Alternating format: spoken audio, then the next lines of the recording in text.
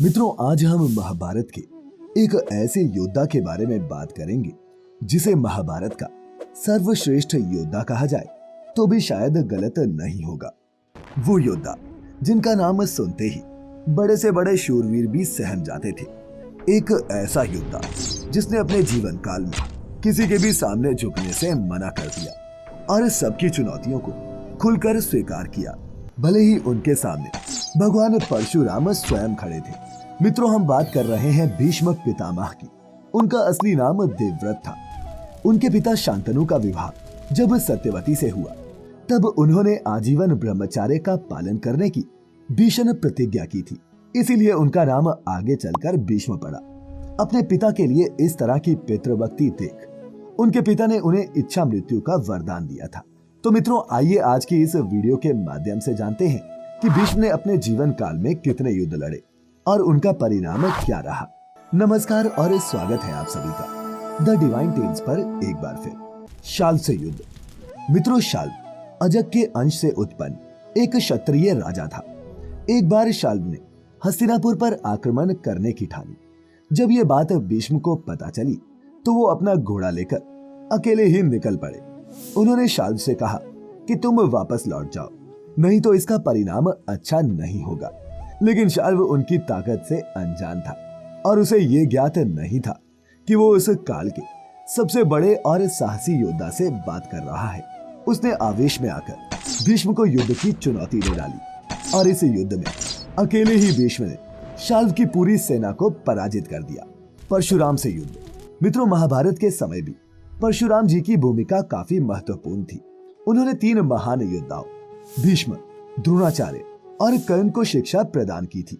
पर एक बार तो उनका अपने ही शिष्य भीष्म पितामह से भयंकर युद्ध भी हुआ। यह युद्ध महाभारत जितना ही भयंकर था, क्योंकि एक और भगवान परशुराम जी थे जो भगवान विष्णु के छठे अवतार माने जाते हैं। वहीं दूसरी ओर इच्छा मृत्यु का वरदान प्राप्त किए हुए महाबलशाली भीष्म पितामह। महाभारत के उद्योग पर्व में हमें इस युद्ध का उल्लेख मिलता है। आइए अब जानते हैं कि आखिर ये युद्ध हुआ क्यों था। मित्रों, द्वापर युग के समय से ही काशी राजघराने की स्त्रियों का विवाह हस्तिनापुर में कराने की परंपरा रही है। पर एक बार काशी नगर के राजा ने अपनी बेटियों अंबा, अंबिका और अंबालिका के स्वयंवर की भव्य तैयारी प्रारंभ की। लेकिन इस शानदार आयोजन में उन्होंने हस्तिनापुर के राजकुमार को आमंत्रित नहीं किया। जब यह बात भीष्म पितामह को पता चली तो वह इसको हस्तिनापुर का अपमान समझते हुए बहुत क्रोधित हुए और स्वयंवर स्थल पहुंचकर अपने पराक्रम के दम पर काशी नरेश की 3 पुत्रियों का हरण करके वो हस्तिनापुर ले आए और मां सत्यवती के सामने प्रस्तुत कर दिया। भीष्म उनका विवाह अपने सौतेले भाई विचित्रवीर्य से करवाना चाहते थे। जहां अंबालिका और अंबिका ने इस विवाह को स्वीकार कर लिया, वहीं अंबा विवाह करने से इनकार कर देती है क्योंकि वह शाल्व से प्रेम करती है। अंबा के इस वचन को सुनकर भीष्म पितामह पूरे आदर और सम्मान के साथ अंबा को शाल्व नरेश के पास भेज देते हैं। लेकिन शाल्व नरेश भीष्म पितामह के द्वारा करारी पराजय के कारण अपने को काफी अपमानित महसूस कर रहा था और अंदर से दुखी था। इसीलिए वह अपनी प्रेमिका अंबा को ये कहकर वापिस भीष्म पितामह के पास भेज देता है कि दान में दी हुई वस्तु वो स्वीकार नहीं करता। शाल्व से निराश होकर अंबा पुनः हस्तिनापुर लौट आती है और राजा विचित्रवीर्य के सामने विवाह का प्रस्ताव रखती है। तब राजा विचित्रवीर्य ने भी उनसे विवाह करने से मना कर दिया। अब अंबा अकेली पड़ गई और उसने हताश होकर भीष्म से ही विवाह करने का प्रस्ताव रख दिया। लेकिन भीष्म ने अपनी प्रतिज्ञा याद दिलाते हुए उससे विवाह करने से मना कर दिया। ये सुनकर अंबा को अत्यधिक क्रोध आ गया और भीष्म से बदला लेने का संकल्प लेकर वो साधु संतों की संगत में चली जाती है।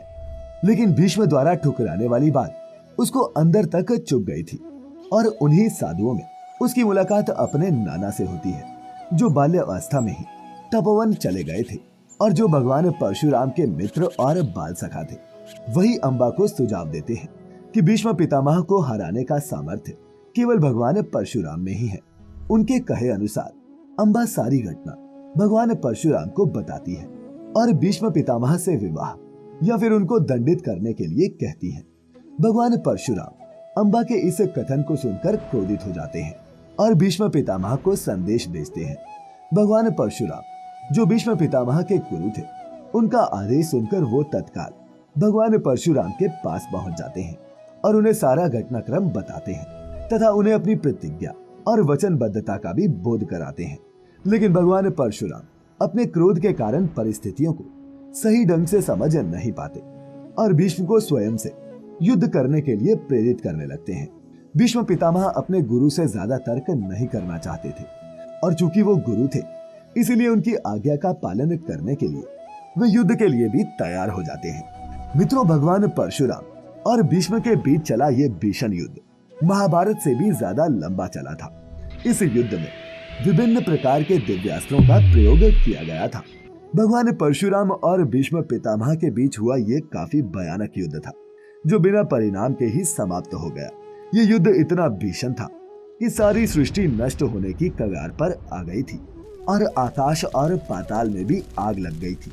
समुद्र का जल सूखने लगा था और फिर अंततः देवता गणों के हस्तक्षेप के बाद किसी तरह इस युद्ध को समाप्त किया गया और भगवान परशुराम का क्रोध शांत हुआ।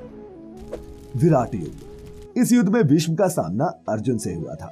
भीष्म पितामह के साथ कृपाचार्य, द्रोण, कर्ण और अश्वत्थामा जैसे महायोद्धा भी थे।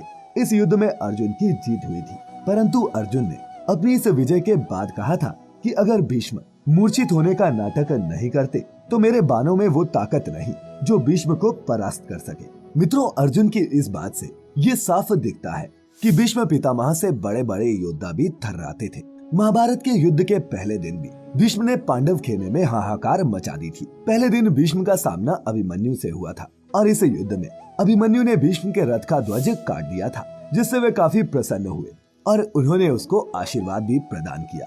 पर इस युद्ध में पांडवों को ये तो पता चल गया था कि भीष्म पितामह को परास्त करना लगभग असंभव सा है। युद्ध के अगले दिन भी भीष्म पांडवों पर भारी पड़े, लेकिन तीसरे दिन पांडवों के लिए सकारात्मक रहा। इस दिन अर्जुन और भीष्म के मध्य हुए एक भयानक युद्ध काफी देर तक चला। युद्ध के बाद दुर्योधन भीष्म से नाराज हुए और बोले कि आज आपने पूरे मन से युद्ध नहीं किया और इसीलिए आज पांडवों का पलड़ा भारी रहा।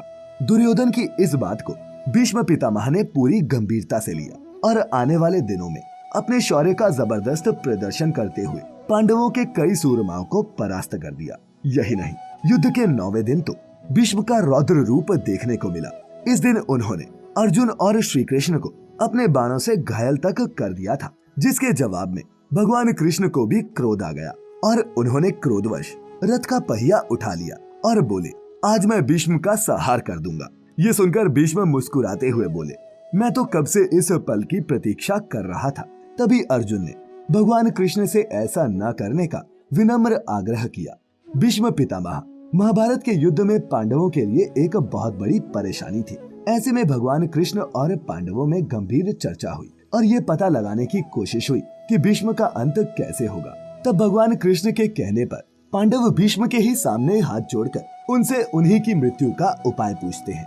मित्रों, भीष्म के चरित्र की एक और बड़ी खासियत थी कि वो न्यायप्रिय थे। इसीलिए कुछ देर सोचने पर उपाय बताते हुए कहते हैं कि किसी पुरुष योद्धा के समक्ष तो मैं कभी हथियार नहीं डालूंगा। अगर मेरे सामने नारी या फिर अर्धनारी आ जाए तो मैं हथियार डाल सकता हूँ। ये सुनते ही पांडव सब समझ गए। युद्ध के 10वें दिन भीष्म के सामने शिखंडी को खड़ा किया गया, जो कि स्त्री से पुरुष बना था। युद्ध क्षेत्र में शिखंडी को अपने सामने डटा देखकर भीष्म ने अपने अस्त्र शस्त्र त्याग दिए और निहत्थे खड़े हो गए। अब चूंकि भीष्म ने ये प्रण लिया था कि वो कभी भी किसी स्त्री से युद्ध नहीं लड़ेंगे, तभी अर्जुन शिखंडी को ढाल बनाकर भीष्म पर तीरों की ताबड़तोड़ वर्षा कर देते हैं और इस तरह महाभारत के एक सबसे बड़े शूरवीर योद्धा को बाणों की शैया पर लिटा देते हैं। महाभारत का युद्ध समाप्त होने के बाद जब भगवान सूर्य देव दक्षिणायन से उत्तरायण हुए, तब पितामह भीष्म ने अपने प्राण त्याग दिए।